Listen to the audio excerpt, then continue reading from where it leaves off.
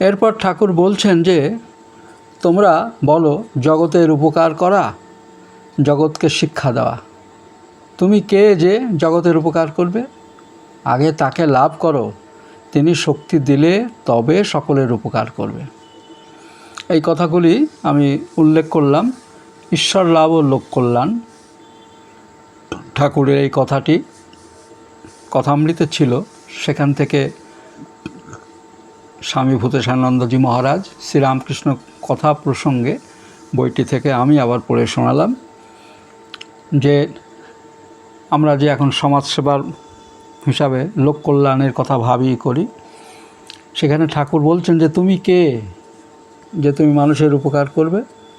আগে তাকে লাভ করো, তিনি শক্তি দিলে তবে তো সকলের উপকার হবে, নচেত নয়। অনেক সময় আমরা মনে করি জগতের উপকার করার কথা এটা আর কিছু নয়, কেবল আমাদের ভিতরের প্রচ্ছন্ন অহংকারকে একটা আকর্ষণীয় রূপে প্রকাশ করা মাত্র। আমরা এখন রাজনৈতিক দলের যে সমাজসেবা, সেটা থেকে আমরা অভিজ্ঞতা লাভ করেছি যে সমাজসেবার নামে নিজের অহংকারকে আরও প্রকাশিত করা এবং নিজেকে আলোকিত করে তোলা, এটি উদ্দেশ্য।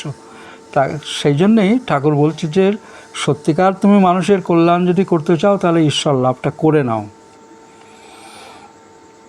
যীশুখ্রিস্ট একটা সুন্দর কথা বলেছিলেন,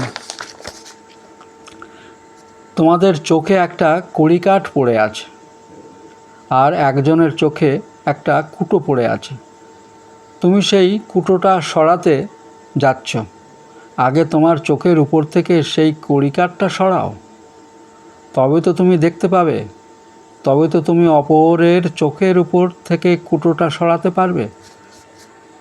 আমরা নিজেদের অবস্থার কথা না ভেবে অপরের কল্যাণের জন্য অনেক সময় ব্যস্ত হই। ঠাকুর তাই বলছেন, যার জগৎ তিনি কি আর জগতের কল্যাণে সমর্থ হচ্ছেন না যে তোমাকে জগতের কল্যাণ করতে হবে? জগতের কল্যাণ সম্বন্ধে তোমার ধারণাটাই বা কতটুকু যে তুমি জগতের কল্যাণ করবে?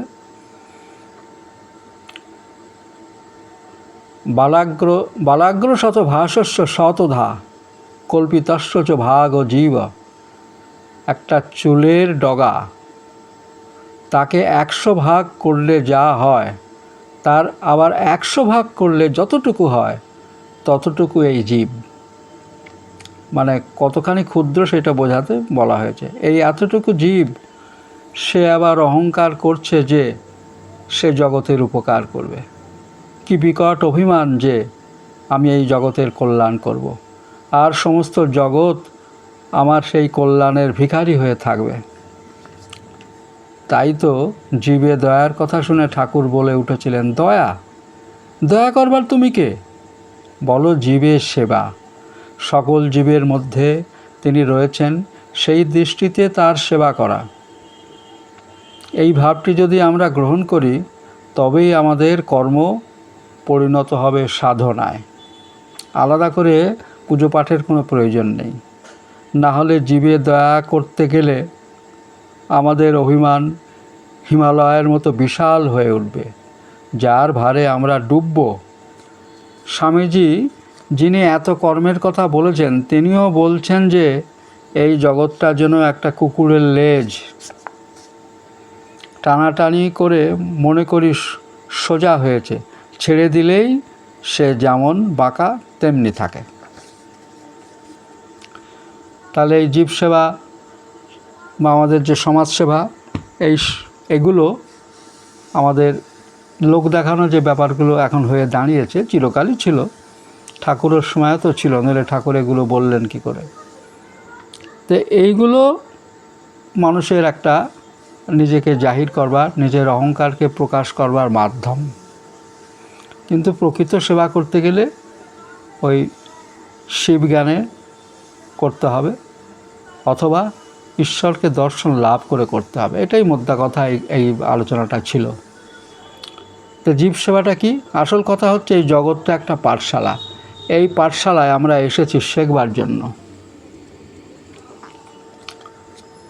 এই শেখবার দৃষ্টি নিয়ে যদি আমরা কাজ করি তবে আমাদের কিছু লাভ হবে, নচেত নয়।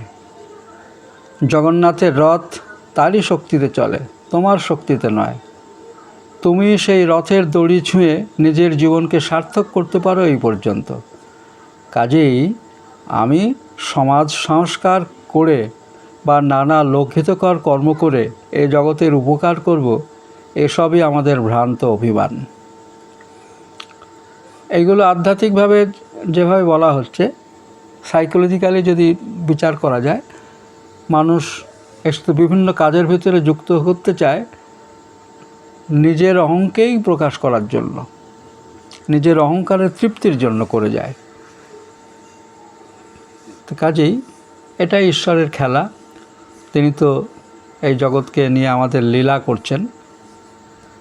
কাজেই এসবগুলো নিয়ে আমাদের থাকতে হবে, কিন্তু ঈশ্বর দর্শন না করা পর্যন্ত প্রকৃত যে মানুষের কল্যাণ করা সেটা সম্ভব না। আর ওইখানেই তো মানে আমি কিছু জগতের কল্যাণ করব, জগৎ যা আমাদের দিয়েছে সে তাতেই আমরা আইঠাই। আমাদের জগতের কল্যাণ করার কোনো প্রয়োজনই নেই। যা ঈশ্বর আমাদের সাজিয়ে রেখেছেন জীব জগতের জন্য, আহার বস্ত্র বাসস্থান সমস্ত কিছুর জন্যেই এখানে অঢেল সম্পদ রয়েছে। সেই অঢেল সম্পদকে আমরা চুরি চাট্টামি করে, অন্যকে বঞ্চিত করে, অসৎ উপায়ে সেগুলোকে আমরা হাড্ডাবাড্ডা করে দিই, মানে ছন্ন ছাড়া করে তুলি, যার জন্যই আমাদের দুঃখ কষ্টগুলো পেতে হয়। কিন্তু সেইখানেই মজা, তারাই রক্ষা পায় যারা ঈশ্বরকে ধরে থাকে, ঈশ্বরের শরণাগত থাকে, তারা রক্ষা পায়। এত কিছু হচ্ছে, সবাই তো এফেক্টেড হয় না, কেউ কেউ হয়। আর এইগুলো কিন্তু আমরা কিছুতেই দূর করতে পারবো না। এটা কুকুরের লেজ সোজা করার মতনই হবে। যাই হোক, ভগবান আমাদের এই জগতে আসার সুযোগ করে দিয়েছেন কাজ করে নিজেকে ধন্য করবার জন্য। আর সেই কাজ করতে হবে সেবার ভাবে, দয়ার ভাবে নয়। তাই তো স্বামীজি বলেছেন, দরিদ্র দেব ভব, মূর্খ দেব ভব, সব জায়গায় তিনি, তার সেবা করো। যেখানে সে যেরকম প্রয়োজন সেখানে সেইভাবে, যেখানে যেরকম প্রয়োজন সেখানে সেইভাবে করতে হবে। যেখানে যেটি প্রয়োজন ভাবতে হবে ভগবান সেখানে আমার পুজো নেবার জন্য সেইভাবে অবস্থান করছেন। ভক্তিশাস্ত্রে যেখানে সর্বত্র পূজার কথা বলেছেন সেখানে এইভাবে পূজার কথাই বলা হয়েছে। তাই গরুরকে পূজা করতে হবে, সিংহাসনে বসিয়ে নয়, তাহলে উল্টে আরও বিভ্রাটের সৃষ্টি হবে। শুধু মানুষ নয়, সর্বত্র সর্বজীবে যেখানে যেভাবে প্রয়োজন সেইভাবে পুজো করতে হবে, ভক্তিভাবে, সেবার ভাবে। আর এইভাবে কাজ করলে আমরা যা কিছু করি না কেন সবই হয়ে উঠবে তাঁরই পূজা, তাঁরই আরাধনা। আমরা যে জীব সেবা এবং জগতের কল্যাণ করব এইসব মানসিকতা নিয়ে বহু মানুষ আমরা থাকি, এবং এই গ্রাউন্ডে এই সিদ্ধান্তে এসে আমরা অন্যকে স্বার্থপর, সমাজের সঙ্গে মেশে না, এই ধরনের কথা আমরা একে অপরকে বলে থাকি। কিন্তু এগুলো সবই তাদের অজ্ঞানতা থেকে তারা বলে। প্রকৃত অর্থে শ্রীরামকৃষ্ণ যেটা বারবার বলছেন যে ঈশ্বরলাভই আমাদের জীবনের উদ্দেশ্য হওয়া উচিত। আর যা কিছু জ্ঞান সেটা আমাদের বেঁচে থাকার প্রয়োজনে যেটুকু সংগ্রহ করার দরকার সেটুকু আমাদের সংগ্রহ করতে হবে, কিন্তু মূল উদ্দেশ্য হবে আমাদের ঈশ্বরকে লাভ করা। এই উদ্দেশ্যই আমাদের জীবনের মূল মন্ত্র হওয়া উচিত। যাই হোক, এই ভিডিওটি ভালো লাগলে শেয়ার করবেন এবং সাবস্ক্রাইব করার কথা বারবারই বলছি। যারা আমার ভিডিওটি দেখছেন তারা অনেকেই হয়তো সাবস্ক্রাইব করেছেন, তাদের আমি ধন্যবাদ জানাই। যারা করেননি এখনও তাদের জন্য আমার প্রার্থনা থাকলো আপনারাও সাবস্ক্রাইব করতে ভুলবেন না। ধন্যবাদ, নমস্কার।